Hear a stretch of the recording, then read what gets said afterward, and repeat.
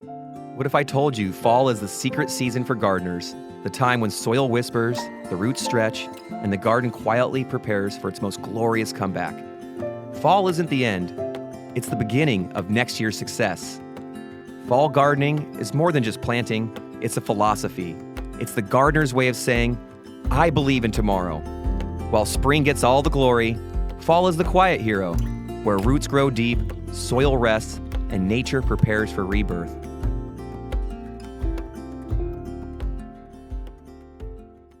The views and opinions expressed on this podcast are those of Green Acres and our guests. These general gardening tips and suggestions may work for you, as well as those from alternative sources. When using any garden products or tools, read and follow all label directions. And learn how to make your yard summer strong at bewatersmart.info. The Green Acres Garden Podcast is the podcast dedicated to helping gardeners hone their growing skills while we celebrate our love of plants. So whether you're new to growing or a seasoned gardener, you're sure to learn something new. Join the fun as we have conversations with world-class growers, passionate green thumbs, and professional garden experts from Green Acres Nursery and Supply. Listen every week. We'll answer questions you didn't know you had. Let's get into it. How's it going there, Austin? I'm doing great. Welcome back to all of our listeners. This is the best time of the week. It's garden podcast time. I'm having a great day. Kevin, it's been the weather, it finally feels like fall. Yes. And I know we're going to get into some fall topics. But I think there is just so much going on, so much to discuss. I can't wait to get into it. I just had Farm to Fork Festival. Yes, Terra Madre. A couple weeks ago. That was super fun. The first time for me going to the event. I got to work the booth, and I was giving out Hedgerow Farm seeds, which was fun. That was our guest last week, Julia from Hedgerow Farms. So it was so cool to be able to give free little packets of seeds out to all of the people that were attending the event. That's so cool. I love it. There must have been so much positive energy. I think food tends to bring out the best in people, typically, right? That's so great. I cannot wait for next year's event. Yeah, I think it was great, and I definitely look forward to doing it again. So shout out to everyone who put that on. They did an amazing job, and I think it was really well executed. People were having a great time, and if you missed it, they're definitely doing it again next year. So come out and say hi to us at the Green Acres tent. Oh, I know. Didn't you guys give away like dozens and dozens of buckets and all types of fun stuff? I think we gave away 100 buckets, a ton of seeds. So many seeds, in fact, I ran out of packets to put the seeds in. And then we were just asking people like, hey, do you have like a napkin I can give you seeds in? You're like, open your hand. Yeah, basically. They were awesome. emptying out like other little things in their purses and stuff to like take seeds from us. That was fun. And then we gave away a ton of lettuces. Awesome. What's that time of year? Exactly. I mean, fall is for planting. Fall is for seeding and growing. It's been busy, super busy for me at the school. I know you know that. We actually had this huge tour group come through a few weeks back, and as part of the California Foundation for Agriculture in the Classroom, they're all about supporting our farmers and supporting teachers and children and classrooms and trying to get agriculture into the classroom, into the curriculum, so students can learn as much as possible about all the incredible things that California farmers and ranchers produce. If you grow up here, you kind of take it for granted, then you don't realize we are literally in this incredible region of amazing food production that it's kind of difficult to kind of put into words. There's so much getting produced and cultivated in California. And so a lot to be proud of. They brought through 50 to 60 people in a bus tour through the garden. Austin, you got to be there. I was there. That was so cool. Thanks for letting me kind of be a fly on the wall and do a little video filming. I wanted to kind of capture and see what was going to happen there as you took them on the tour. And I have to say, was that 50 people? It was a lot of people. It was, yeah. They're all wearing their pink shirts. Yes. And they came into the classroom off the bus, and it was so cool to see them in awe of your classroom, because you really do have an amazing classroom, and they were immediately just struck by it. It was the best audience I could hope for. They're all educators and teachers from throughout California, and some of which were doing similar things. Some are just normal teachers in a traditional classroom who are just trying to do something better, trying to do something more. I loved it. I think there should be gardens in every school. Shout out to Hedgerow Farms. Maybe there should be a native garden in every school. I love our pollinator garden. We have the vegetable garden, the fruit orchard. We grow indoors and outdoors. It was so cool to share it with them. And then I spent the whole weekend hanging out with them. I did some workshops, how to start a school garden from scratch, how to garden even without a garden.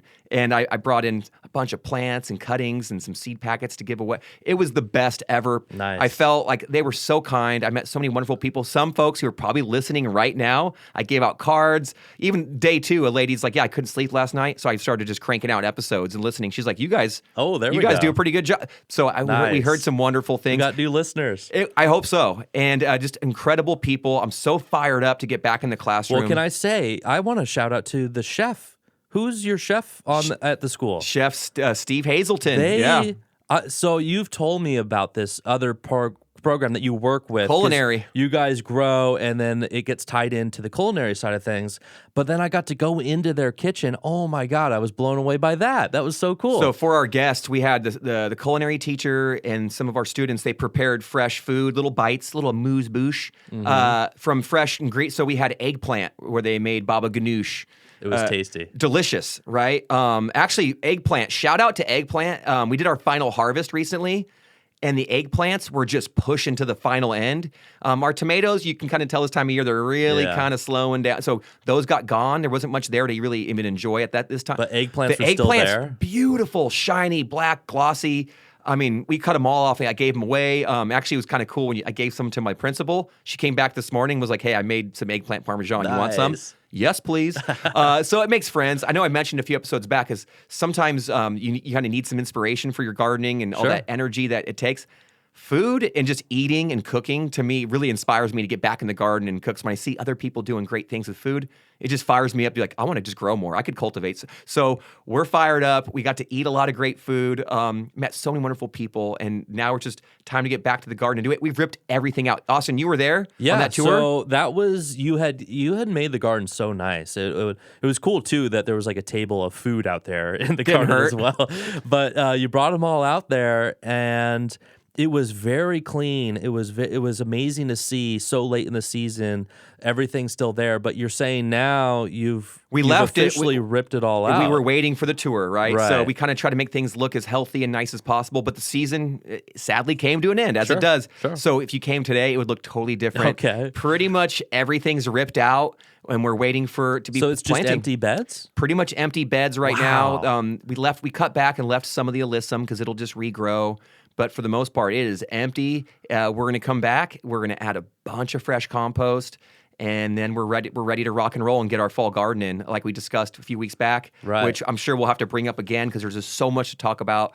We love how fall is for planting, and I'm fired up, ready to go. I spent the whole weekend at the convention. I finally came home. Thankfully, thank you to my beautiful wife. Yeah. Watched the boys all weekend while I was away doing these workshops. I came back. Hey, we got to race off to another family's party for their nephew's birthday.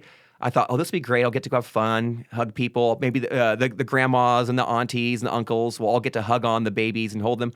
Since the twins were away from me for the weekend, they wouldn't let me put them down. So I had to carry them around this party for 3 hours and then glad hand everybody and say hello. But it just it was a great weekend. And like I said, you come back fired up, ready to garden, which kind of leads into a little bit about fall and how. Well, so I am curious about what you're looking forward to putting in, but also, you said that the eggplant was like one of the best. Gosh, it just pushed. But so like if you were to do a recap of your summer garden, what do you think were the best producers? What did you harvest the most? What was the most successful that we could learn from? Gosh, you know what? I learned a lot this year about my tomatoes. They did pretty well. I think I need to build the soil up even more. Okay. I think I need to fertilize a little bit. Did you have issues with your tomatoes? No. You know what? Actually, what I learned the most is that pruning can be really effective at getting healthy tomatoes and having, stacking them in closer and closer and trying to get, more plants per square foot. But what I noticed is some I probably pruned a little too hard later in the season. And so I think next year I'm going to do a little bit of hybrid. So on a few of them, I did some earlier pruning up front and then kind of left them. And they tended to do really well later in the season. And the ones that I was pruning kind of in the style of like greenhouse cultivation, where I'm really snipping off every last sucker and keeping them to like 1 or 2 single leads and trying to get them really dense. Those ones did fine, but it's like I kind of want a little bit more abundance. So the quality was really high, but I kind of want even more. Oh, interesting. And so I'm either going to have to do that approach and then plant them a little tighter, or I can plant them at the same spacing and then maybe, like I said, kind of cut back a little earlier on some of that extreme pruning and just let the plants go and let them fill out. And some varieties kind of can appreciate that more than others, but we had a great year. We ate so many sun golds. We're going to be seed saving a few of the open pollinated varieties. We're experimenting with that. Super easy to do, kind of fun. Oh, it was fun that you got to give to the ag in the classroom people the purple tomatoes. They got to try it, yeah, and they were eating it, and I was like, yeah, y'all just ate a GMO. They didn't mind. But it's like, yeah, the genetic sequence that makes a Snapdragon purple now makes this tomato just beautifully purple. So pretty cool stuff. Like I said, another seasonal win, like for a late season push. Like I said, the eggplant were amazing.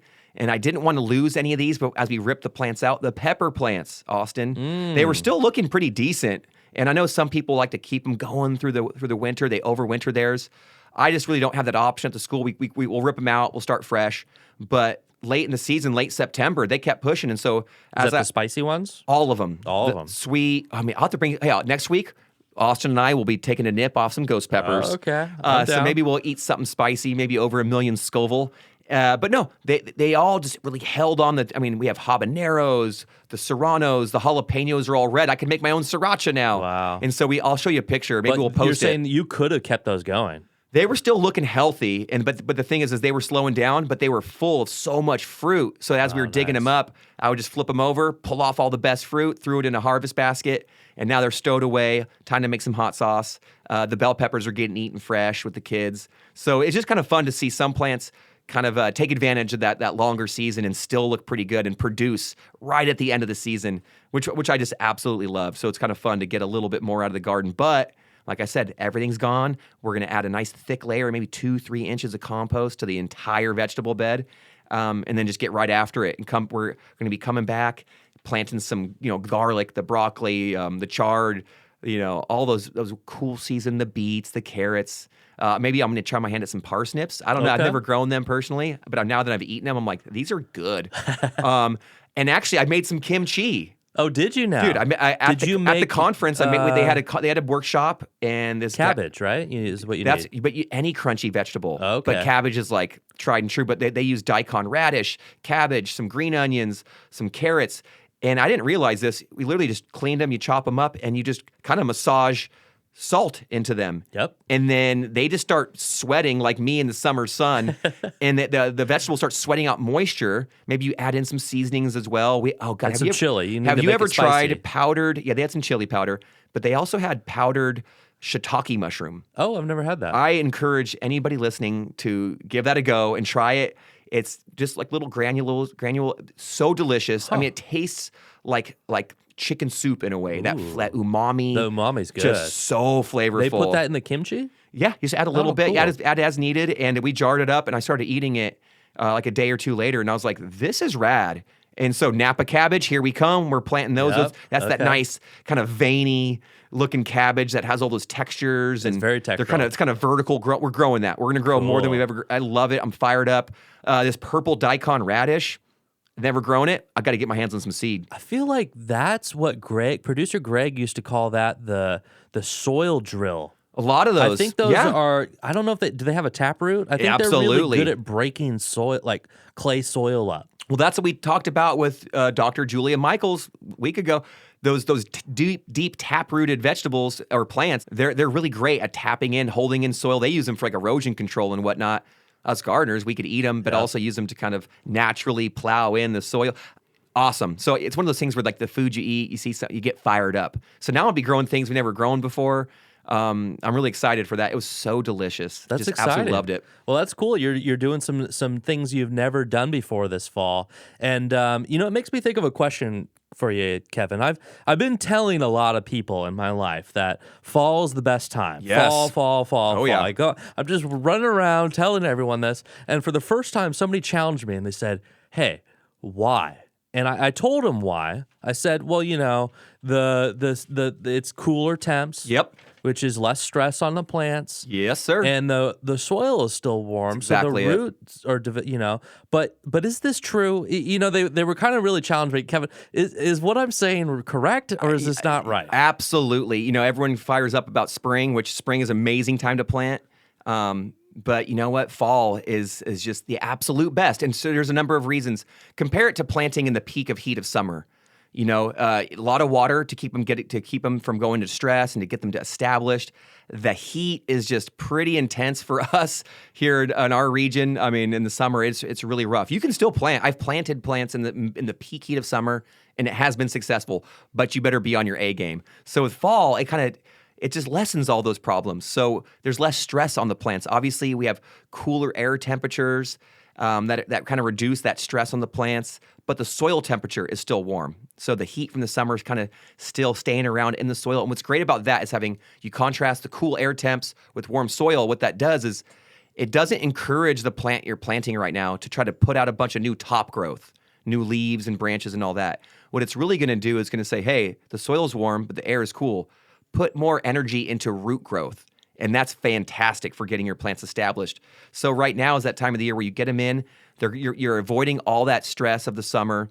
And then compared to spring, they're going to have a lot longer time period, a better runway or trajectory to get established by the time spring and summer rolls around next year. So even for planting right now, you're going to end up using less water to get them established. After a nice light little rain like today, you might find the soil to be a little softer to even work. So even planting and digging can be a little easier. Although, if it's been pouring out rain, you may have to wait a little bit. But right now, the soil's barely even got any moisture from that rain. And one of the big things we don't talk about is as the season winds down from the summer, there's less weeds. I don't know if people are noticing their own garden.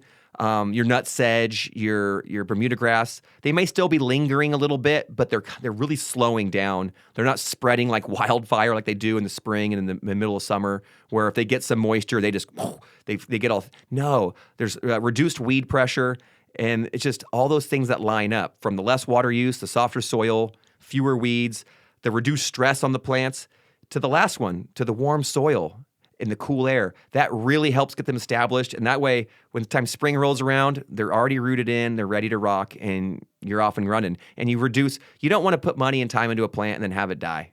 Mm-hmm. And so this is the absolute best time. Okay. All right. So to that friend who was challenging me, Kevin agrees. It is definitely the best time of the year for all those reasons. Now, Kevin, looking ahead, if we are going to take this advice and get dirty, get some plants in the ground, maybe plant a tree, whatever it may be, what are the things looking for, ahead to fall planting that we should be thinking about? What should we be doing? What should we be not doing? I love that. One, I'm gonna put out one that may not be on everyone's radar. I know we talk a lot about, hey, this is cover cropping, your broccoli, spinach, peas, garlic, onions, do all that, your cool season stuff, which I love. Like I will shout from the rooftop. Cool season gardening in Zone 9B is rocks. We love our summers. You get a lot of production, but man, I think people who are listening who have never gardened in the cool season it'll blow their mind how productive a cool season garden can be. But with all that aside, one that's not on their radar, I'm thinking that we're doing right now with our students is actually fall is for propagation. So for us, propagating. Yes. What? Yes, cultivating and propagating. Couldn't you do that anytime? Absolutely. Okay. For sure. So I'm talking specifically succulents. Oh, interesting. We have some potted up plants that we keep kind of like as quote unquote mothers. Plants that we can come back to take more cuttings and to propagate to make more. We want to basically multiply our plants. And we have a succulent wall. We have all these varieties that we try to keep on hand. And then what happens is people want them, and we like to sell them and do little plant sales, teach the students about fundraising and kind of running a business in a way. Right now, what we did is at the end of the summer, all of our succulents look pretty good, but they're all kind of grown out. A lot of them have kind of exceeded the size of their containers, or they're spilling out over it. We have them up, growing vertically up a wall, and they're spilling out of their pockets onto each other. And so for us, for one thing, we need to kind of cut them back so that way we can get healthy regrowth. Otherwise, they tend to get a little leggy, and they're kind of they're growing past each other, and then they just doesn't look as healthy the next year. So we need to cut them back anyways. So stem and leaf cuttings of succulents. I know we learned about this a couple months back from, was it Dave Roberts? Dave Roberts, yeah. He's Schooled the us guy. up on cactus and same thing. And so succulents are awesome little beings. For one thing, they're so durable and so easy to take care of. They're very forgiving. I had a container on the side of my house. I was a bad guy. I didn't water all summer. Oh, no. I kind of forgot about it. Okay. I looked at it. They look like raisins. The leaves were raisined up. Soaked it with a day goes by, they're plump and That's fat cool and how they juicy can like a bounce grape. back.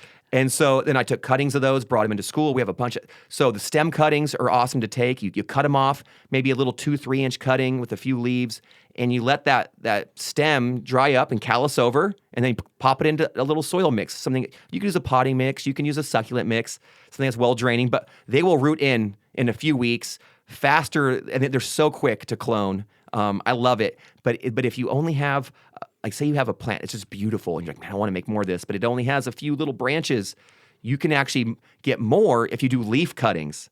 And so a leaf propagation, I should say. So you can gently wiggle off the leaves of your succulents, and they'll pop right off at that connection point and have a clean little wound. And then what we do is I just let them sit for a couple days, or I'll put them they just lay them on top of soil. You don't bury them, just kind of press them gently till they're just married up to the soil. I'll mist them in gently, and I'll bring some in next week to show you. Maybe I'll post some pictures online because they're so visual. You'll see little hairs, roots shoot out of that connection point where that leaf was attached to the plant at the stem. Those roots will shoot out. They will search out moisture in the soil. They'll dig down, and then a little bud will form at the base of that leaf. And that bud will get bigger and bigger, and then all of a sudden leaves will pop out of it. What? And then that will be an identical match to the mother, to the plant that you took it from, and then boom, you got a brand new plant. So that is a way to make a lot of plants from a few. Cool. Takes a little longer than the stem cuttings, but it's fat. It doesn't take that long. This is the best time of year to do it because we have such an abundance of growth from the summer, so there's no shortage of ones to practice with and take. I highly encourage people to do this. It's so fun. You can give them to your friends or whatever once they propagate. Amazing gifts and so easy to cultivate. And this time of year is great. You can do it on the side of your yard. It's cool. It's pretty forgiving. And then by the time spring rolls around, those little leaf cuttings, they're ready to plant. They're ready to plant. They're big. They're Yeah. healthy, and it's just so cool. And I know a lot of people, they're raking, they're aerating their lawn and dethatching, those other things. No, hey, take a moment. Propagate a little bit. That's fun. You'll thank yourself for that time because then the spring comes around and you've got dozens of beautiful little succulents to maybe even replace some of the older ones that maybe you already have in your garden that are just kind of needing a refresh. Very least, you give them away. It's so much fun. So, That's really cool. So I love that. I didn't think you were going to go into that. That's No, really right? fun. And, it makes me think, and you even brought up Dave Roberts. I did a video just about planting and propagating succulents. I watched it. And he goes, okay. I loved it. So he goes over those things that you were talking about. In And detail. If you want to see it, I'll go ahead and I'll post a link to that in the episode description. So look out for that if you want to take Kevin's advice and start propagating, which is just such a cool, fun thing to do. It'll shock you how easy it is. And then once they start growing, you're like, it's kind of like starting from seed. You're like, oh, this is magic. This is some garden awesome. magic. Mother Nature. Oh my gosh. So cool. Succulents are rad. We've been harvesting and eating the dragon fruit out of the Oh, garden. really? Talk about cactus. So, amazing. Sweet. I got to see him when I was there. It was pretty impressive. You've got, is that more than you had before? You have three big We started plants. with just a few, and then they started doing so well. I'm like, we got to do more of this. You got a lot. Like, I need a dozen of, like, we grow them up posts, we grow them vertically. That'd be a whole separate. Yeah. So good. I mean, I've had some fresh from Hawaii when I was there, and I was like, oh, this is pretty good. I love the texture, but it was kind of flavorless. The ones that we're growing, they're kind of beautiful pink magenta flesh with black little seeds. Kind of has a texture like kiwi. And it's sweet, it's delicious, it's so unique. Love it. So we've been doing Can it. I try that? When do you harvest the fruit? So the flowers bloom at night, and then they close by the morning time, and then it'll take 6 to 7 weeks for that flower to form a ripe fruit. So we've already had some bloom and ripen. When you were there, we had some that were in the middle of ripening. Oh, so- and then actually this morning we had some blooming again. Oh. So we're still in that season where they're still kind of going. If you can try to get me a little, I'd like to try, because I've also had that same experience in Hawaii where I was like, it's okay. I preferred like the lychee and some other stuff. Yeah. But I want to try a good dragon fruit. I will bring you some. Okay. They're so good. And actually, like I said, every time we do that, I end up propagating them. Talk about propagate. They're so easy. You just cut off an extra branch and just almost instantly just throw it into a little container of cactus mix, something that's well draining. And dude, they'll root out in a few weeks, and then you have and so awesome to grow. Wow. Kind of fun, very rewarding. The flowers are beautiful but short-lived, but that is one thing that got me going. And the last thing that I'll add that is, and maybe we'll have to touch on this a little bit more in a future episode, is things that we should be doing in the fall. A lot of people are raking their leaves. The trees are obviously fall. The leaves are coming down this autumn season. But unless it's your lawn, right? So that you don't want them on your lawn because it might smother it. But outside of that, there's a whole movement of people to leave the leaves and the value of that. And like I said, this is something that we might have to talk a little bit more about. But don't, if you want an excuse to if you have your honeydew list and you're like, hey, just say, hey, the guy on the podcast, Kev, he told me it's okay to leave those leaves because it's this has amazing benefit for the environment. There's a lot of creatures out there that will nest in those leaf and that leaf litter, and as they break down, it increases soil fertility. So if you can keep the leaves around or rake them to the side of your garden in areas where you can keep them, I like to compost the oak leaves and whatnot that come into my yard. So there's a lot you can do with it, but if you can just leave the leaves, you'll probably be better off and all that than putting a ton of effort into raking them. Sure. Outside of your lawn, of course, because it's those leaves, the leaves of your turf lawn need to also breathe and see the light. Right. But there's so much to be going on. Okay. Things to do and things to not do. Yeah, thank you so much, Kevin, I like that. Things to be doing, things not to be doing, things that are under the radar tasks for fall. I love that. Kevin, what else is on your mind? You know what? I got to add, I've been following our buddy Jeff from the Pumpkin. Jeff, yeah. And so he named his pumpkin Waylon. Love that. Waylon. And sadly, spelled like way. He named the pumpkin Waylon. Yeah, with that GH like that. in there. And so pretty cool. I think he broke his own record. He weighed her. He knows how much she weighs, but she's up at the winery now on display. People can guess her weight, so it's not publicly known. So it's yet. not. So I'm guessing somewhere over. Because he was guessing 1,500. That was back then, right? Yeah. So Waylon sadly won't make it into the competition. I think he pulled her on his own choice. Like, hey, she has some splits. She may not get approved. So whatever. So she's on display. Still a beautiful pumpkin, incredible size. But it got me thinking. I was like, what other pumpkin? So I checked this out. So there was the champion of the National Pumpkin Weigh-Off. So that happened in Wheatland a few weeks back over there at Bishop Pumpkin Farm. Pretty cool. The champion there, Austin, Russ Pugh, came all the way down from Eugene, Oregon, 2,204.5 pounds. Wow. And that netted him $15,000 for the win. So first place was going to be $7,500. But if you eclipse the 2,000-pound mark, they double it. Whoa. Which I love. Is that the record for the biggest pumpkin? No. So the world record right now is actually at 2,749 pounds. So he's about 500 pounds off, wow. Which incredible. But so good job to Russ. Pretty close. But then it got me thinking. I went down a rabbit hole. I'm like, there must be other large produce that people are growing and trying to compete with. Okay. I mean, people compete about everything. And so world record for the watermelon, you want to give it a guess? Oh, watermelon. 300, Austin, and 50 pounds. No way. For a watermelon. It looked huge. It was on a pallet. Massive I was pumpkin. Gonna guess 50 pounds. Yeah. 52? No, 350 for the world's largest watermelon.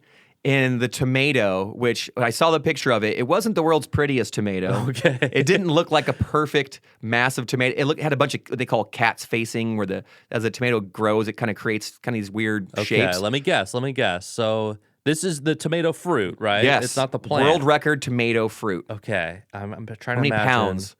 how big it must have been in my hands. So the biggest I had this year was just under 2 pounds. Oh. In the school garden, yeah. Okay, so then 5 pounds? 11.65 pounds. Whoa. This lady grew a tomato, and it looked like it was a freaky looking tomato, but just massive.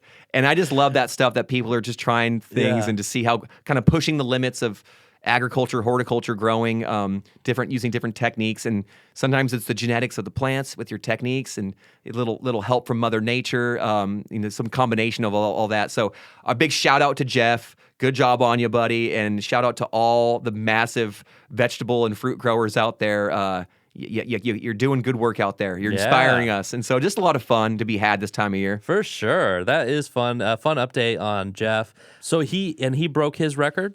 I believe he broke his own personal best. He broke his record. Oh, that's great. Which Congrats, we'll take that as a win. All right. Wow. What a fun episode. Lots to think about. I learned some stuff, and I had a good time here, Kevin. So thank you so much for sharing all of this with us. And good luck to our listeners out there. I hope you have a successful transition here into fall season, and you grow some really cool stuff that you're excited about. That's all for this week. Kevin, go ahead and take us out. Well, it's been an amazing week out in the garden and having so much fun with y'all here in the podcast. Thank you, Austin, for another great edit. Man, you do it right, bud. You're a pro. You're very welcome. And just want to say thank you to all of our listeners for tuning in and hopefully enjoying the podcast. Please share us with a friend and come back next week for another garden adventure that hopefully that you're sure to enjoy. There's always something new to learn and something to share. Until then, garden friends, happy gardening to you all. And please never stop growing. Never, ever.